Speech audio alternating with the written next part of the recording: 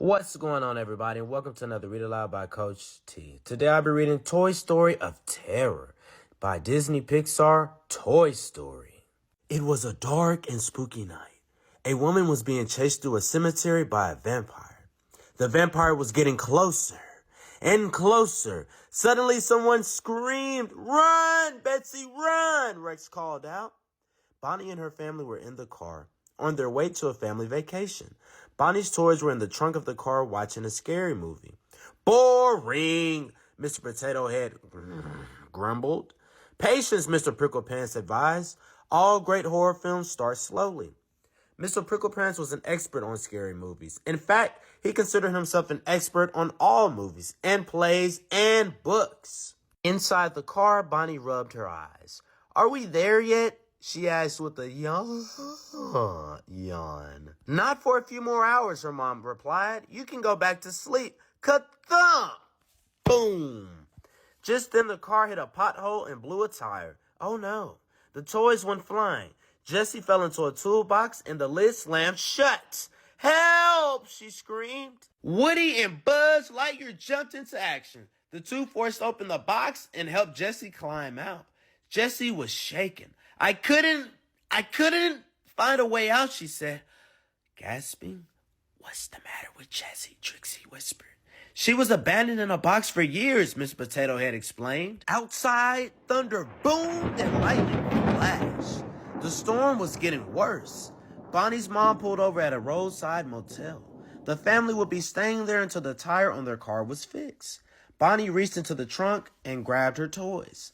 A roadside motel is one of the most common locals for a horror film, Mr. Prickle Pants pointed out when they reached their room. Mr. Potato Head decided to go look around. "I wouldn't go out there if I were you," Mr. Pickle Pants warned. "The first to leave usually gets it." Mr. Potato Head scoffed. He wasn't worried. The toys went after Mr. Potato Head, but he had vanished. "Maybe this place is haunted," Mr. Prickle Pants whispered. The toys split up to look for Mr. Potato Head. Suddenly, Rex screamed, "Ew!" "I stepped in something," he said, trying to wipe goo off his foot. As Buzz looked around, he realized that Mr. Potato Head had stepped in the same stuff. He had left a trail of footprints. Trixie followed the tracks to an air vent. As she looked down, she fell in and disappeared. The toys followed Trixie into the vent, with Buzz glow-in-the-dark features lighting the way. "What happens now?" Rex asked Mr. Prickle Pants. "This will be the part where the characters get separated and then picked off one by one," answered the hedgehog. Seconds later, something snatched Mr. Prickle Pants. Then it snatched Rex. Woody, Jessie, and Buzz looked at each other and ran. Just then, something slowly crept out of the darkness toward them. It was Mr. Potato Head's arm. "It's trying to tell us something," Buzz said. "It's the number 1, Woody said. "I think maybe it's pointing up," Jessie said. Above the toys was a vent. The trio followed it to a bathroom. As Jessie looked around, something snatched Woody and Buzz. Then something pulled Jessie under the sink. It was Combat Carl, a soldier toy with a missing hand. "This place isn't safe for toys," he warned her. The pair heard a noise. "We're trapped!" Jessie cried.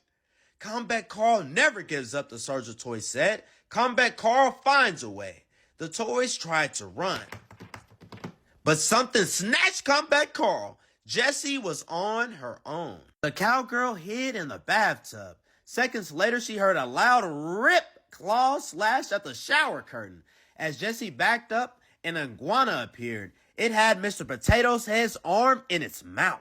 Jessie prepared for the worst, but the iguana was actually friendly. It swallowed the arm in one gulp and then gave Jessie a big lick. Grabbing her gently in its mouth, the iguana carried the cowgirl to a room behind the motel's lobby. He set her in a basket and rang a bell. Ding! "Excellent find," Mr. Jones, the manager said, coming into the back room. He had trained his pet iguana to steal toys from motel guests so he could sell them on the internet. The manager posted Jessie's picture on a website and put her in a glass cabinet.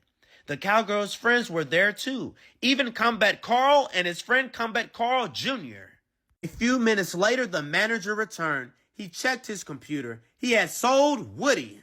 Reaching into the cabinet, he grabbed the cowboy and packed him in a box. A delivery truck would be arriving soon to pick up the package. Woody, Jesse whispered sadly. What started out as a classic horror film has turned into something more of a tragedy, Mr. Pricklepants observed. A few minutes later, the manager sold Jesse too. He had just taken her out when the mechanic arrived to fix Bonnie's family tire. The manager put Jesse down and went to speak with the mechanic. Jesse tried to unlock the cabinet, but she couldn't reach the latch. Even worse, the delivery truck had arrived. The driver came into the back room and took the package with Woody inside. Jesse didn't know what to do, but Combat Carl had a plan. Listen, he said, in a few minutes, the delivery lady is going to come through that door and take the other boxes, and you're going to be in one of them. Jesse panicked. I can't get in a box, she said. Jesse, the soldier shouted. When Combat Carl gets stuck in a jam, he says to himself, Combat Carl never gives up. Combat Carl finds a way. Now say it, he ordered. Jesse tried. Combat Carl never gives up. Combat Carl. You're not Combat Carl, he shouted at her.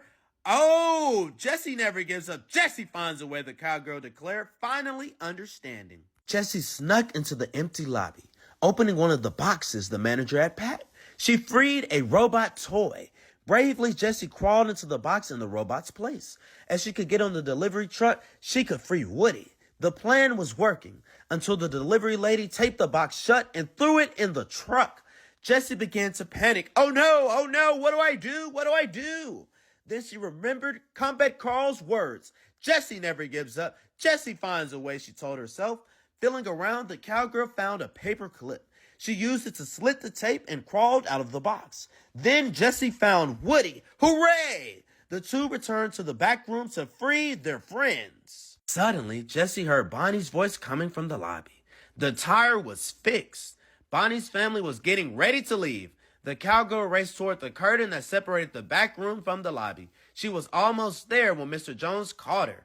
Jesse kicked the iguana and he spit something out. My hand, Combat Carl shouted from inside the cabinet. Mr. Potato Head's arm was also inside the iguana's mouth.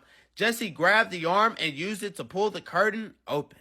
At that moment, Bonnie looked through the curtain and saw the cabinet. My toys! My toys, she cried, running into the back room. Are those my daughter's toys? Bonnie's mom asked the nervous motel manager. Meanwhile, Mr. Jones put Jesse in the basket on the floor and rang the bell. Looking down, Bonnie saw the cowgirl. Jesse, the little girl shouted, pointing at her doll. Later, back in the trunk of Bonnie's family car, the toys celebrated. You did it, Jesse. You saved us all, Buzz said. Jesse didn't give up. Jesse found a way, the cowgirl said. Mr. Potato Head looked fondly at his arm. We ain't never going to get separated again, he said. Ka-thump! Just then the car hit a bump and Mr. Potato Head's parts scattered around the trunk. Oh, nuts, he said. Everyone laughed. And that, Mr. Pricklepants noted, was a sure sign the story had reached its end. The